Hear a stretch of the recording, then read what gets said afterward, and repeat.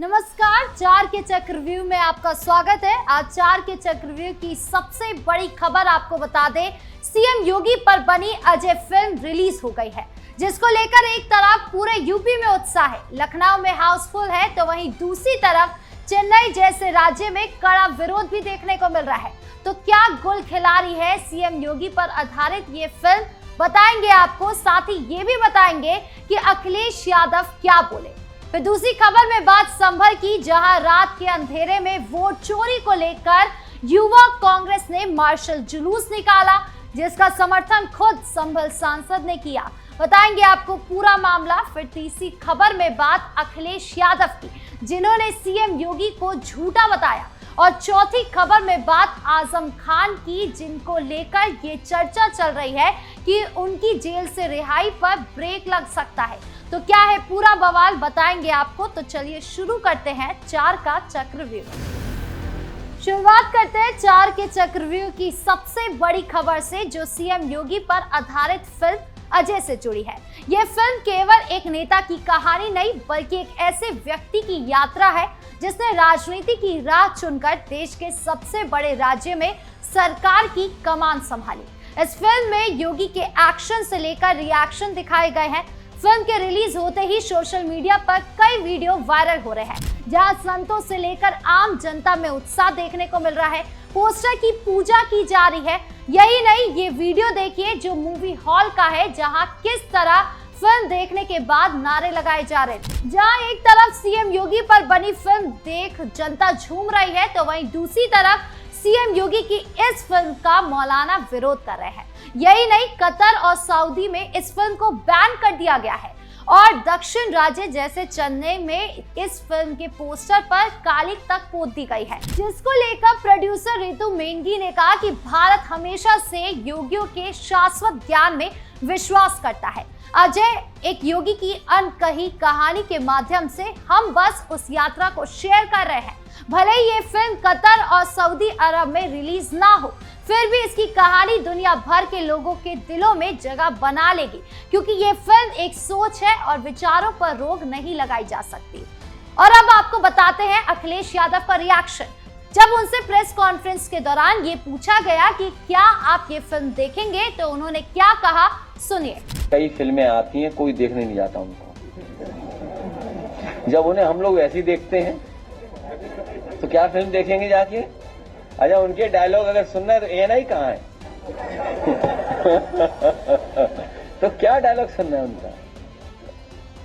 तो उनके डायलॉग तो हम लोगों ने सुने ही है सब, कोई नया डायलॉग थोड़ी आएगा वहाँ।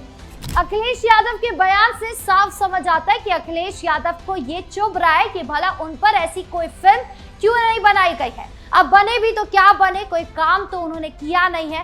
खैर, अब इस फिल्म के और क्या कुछ रिएक्शन आते हैं, ये देखने वाली बात होगी। बढ़ते अगली खबर की ओर, जो संभल से जुड़ी है। संभल वो जिला है जिसे हिंसा से विकास की ओर सीएम योगी ने धकेला है। अब संभल को सिर्फ दंगे के लिए याद नहीं किया जाता, बल्कि विकास की नजरों से भी देखा जाता है। लेकिन ये बात भला विपक्ष को कैसे अच्छी लग सकती है? विपक्ष जब तक सरकार के काम में चार बार टांग न अड़ा दे, उन्हें सुकून नहीं मिलता। एक तरफ संभल से संवेदनशील शब्द हटाने की जद्दोजहद की जा रही है, तो वहीं युवा कांग्रेस ने रातों रात वहां हंगामा कर दिया। दरअसल वोट चोरी के मुद्दे को उठाने का सही समय कांग्रेस को रात का लगा, जब दुनिया सो रही हो। वो भी यूपी के 75 जिले में संभल को ही चुना गया, ताकि माहौल बिगड़े और हिंसा हो। लेकिन सीएम योगी के होते हुए भला ये कैसे संभव है?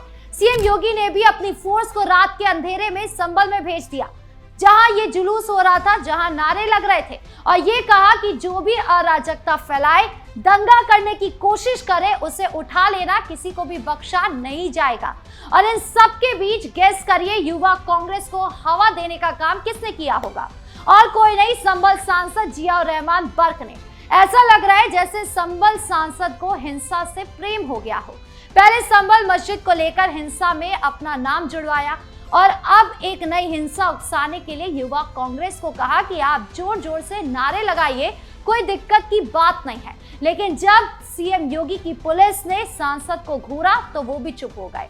वो भी समझ गए कि यहाँ मेरी दाल नहीं गलने वाली है। खैर, सोचने वाली बात है कि राहुल गांधी आखिर चाह क्या रहे हैं। वोट चोरी का मुद्दा वो कर्नाटक का उठाते हैं, साधते वो बिहार को है, जुलूस यूपी में निकाल रहे हैं और राहुल गांधी जो भी करे सीएम योगी उसके लिए तैयार है। उन्होंने साफ कर दिया कि वोट चोरी चाहे यात्रा निकाल कर हो, जुलूस करो, यूपी में ये सब नहीं चलने वाला है। यूपी की जनता बेवकूफ नहीं है, वो समझती है कि कौन उसके मुद्दे को आगे लेकर जा रहा है और कौन माहौल बनाने की कोशिश कर रहा है। खैर, अब विपक्ष की ये रणनीति कुछ असर आने वाले दिनों में कुछ चुनाव से पहले कर पाएगी या नहीं, ये देखने वाली बात होगी। अब बात करते हैं तीसरी खबर की, जो समाजवादी पार्टी के मुखिया अखिलेश यादव से जुड़ी है। अखिलेश ने एक बार फिर सीएम योगी आदित्यनाथ पर हमला बोला और उन्हें झूठा करार दिया। एक प्रेस कॉन्फ्रेंस में अखिलेश यादव ने कहा कि योगी सरकार की नीतियां और दावे सिर्फ हवा हवाई है। दरअसल सीएम योगी आदित्यनाथ ने कहा था कि हम जब आए थे तब एक भी शहर में मेट्रो का संचालन नहीं होता था और आज यूपी के 6 शहरों में मेट्रो का संचालन हो रहा है। सपा अध्यक्ष ने इसे गलत करार दिया और उस वक्त की तस्वीरें शेयर कर दी कि जब अखिलेश यादव ने सत्ता में रहते हुए खुद लखनऊ मेट्रो को हरी झंडी दिखाई थी। यही नहीं, उन्होंने अपने परिवार के साथ इसमें सफर भी किया था। सपा अध्यक्ष ने सीएम योगी के बयान पर निशाना साधते हुए कहा और अपने सोशल मीडिया अकाउंट पर लंबी पोस्ट लिखी और इसे शर्मनाक बताया। उन्होंने लिखा कि बेहद शर्मनाक बयान, आज तो झूठ भी अपने आप को लज्जित महसूस कर रहा होगा। इतना बड़ा झूठ भी नहीं बोलना चाहिए कि इंसान औरों की ही नहीं अपनी निगाह में भी गिर जाए। अखिलेश यादव मुश्किल से 1-2 काम किए हैं और उसी की बात कर रहे हैं, लेकिन वो भूल क्यों जाते हैं कि जब एसपी की सरकार थी तब लखनऊ से लेकर आजमगढ़ तक सड़कें, बिजली और पानी की समस्या जस से तस थी। उस वक्त विकास सिर्फ कुछ जिलों तक सीमित था और अपराध का बोलबाला था। आज योगी सरकार में पूरे यूपी में सड़कें, एक्सप्रेसवे, बिजली और कानून व्यवस्था में सुधार देखने को मिल रहा है। बीजेपी सरकार ने 20 लाख युवाओं को मोबाइल, टैबलेट दिए, महिलाओं को सुरक्षा को प्राथमिकता दी, हर जिले में विकास को पहुंचाया है। अखिलेश के ये आरोप सिर्फ उनकी हताशा दिखाते क्योंकि उनकी पार्टी का आधार कमजोर हो चुका है। जनता देख रही है कि योगी सरकार ने माफियाओं और भूमाफियाओं पर नकेल कसी, जबकि एसपी के राज में यही लोग खुलेआम घूमते थे। चौथी खबर आजम खान से जुड़ी है, जो समाजवादी पार्टी के कद्दावर नेता माने जाते हैं। चर्चा है कि उनकी जेल से रिहाई पर अब ब्रेक लग सकता है। आजम खान पिछले 23 महीनों से सीतापुर जेल में बंद है और हाल ही में उन्हें कई मामलों में जमानत मिली थी, लेकिन अभी भी कुछ कानूनी पेच बाकी है, जिसके चलते उनकी रिहाई में देरी हो सकती है। करीब 90 मामलों में फंसे आजम खान पर भ्रष्टाचार, जमीन हड़पने और नफरत भरे भाषण देने जैसे गंभीर आरोप है। योगी सरकार की सख्ती ने उनके खिलाफ कार्रवाई को और तेज किया, जिससे रामपुर में उनकी सियासी पकड़ कमजोर हो गई है। हैरानी की बात यह है कि इतने बड़े नेता की रिहाई की खबर पर सपा मुखिया अखिलेश यादव और उनकी पार्टी खामोश है। ना कोई ट्वीट, ना कोई बयान। क्या अखिलेश को डर है कि आजम खान के बाहर आने से उनकी कुर्सी को खतरा हो सकता है?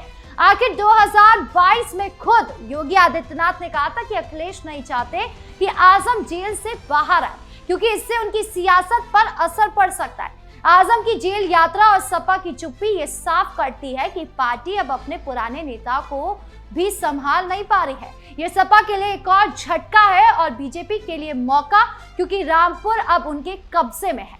बहरहाल 4 के चक्रव्यूह में इतना ही। धन्यवाद।